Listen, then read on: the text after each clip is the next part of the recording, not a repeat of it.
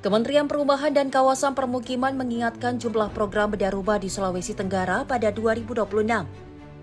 Jumlah penerima manfaat naik signifikan hingga 10.000 unit dibandingkan tahun sebelumnya yang berada di kisaran 3.000 unit. Menteri PKP Marwarar Sirait mengatakan, peningkatan tersebut merupakan bagian dari upaya pemerintah memperluas akses hunian layak bagi masyarakat. Menurutnya, program itu juga menjadi bagian dari pelaksanaan program 3 juta rumah yang dijalankan pemerintah.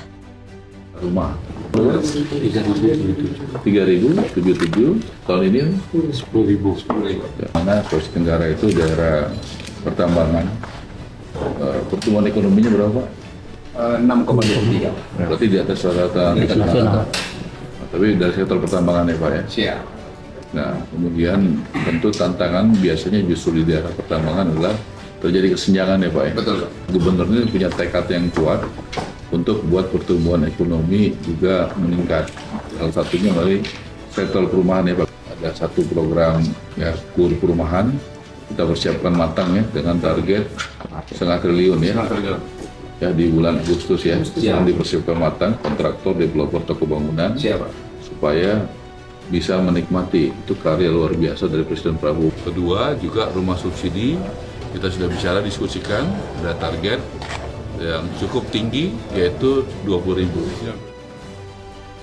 Menteri ARA juga mengatakan program bedah rumah tidak hanya berfokus pada perbaikan kondisi bangunan. Ia menyebut pemerintah juga berupaya menghubungkan penerima manfaat dengan program pemberdayaan ekonomi keluarga. Menurutnya, perbaikan kondisi rumah harus berjalan seiring dengan peningkatan kesejahteraan keluarga.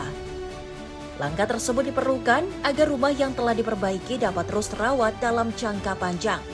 Dalam kesempatan yang sama, Gubernur Sulawesi Tenggara Andi Sumbangeruka menyambut peningkatan program tersebut. Ia menilai program bedah rumah dapat membantu mengurangi kesenjangan yang masih terjadi di tengah pertumbuhan ekonomi daerah. Andi mengatakan pertumbuhan ekonomi Sultra mencapai 6,23%. Namun angka kemiskinan masih berada di kisaran 10%. Karena itu pemerintah daerah berupaya memperluas manfaat pembangunan hingga menjangkau masyarakat berpenghasilan rendah.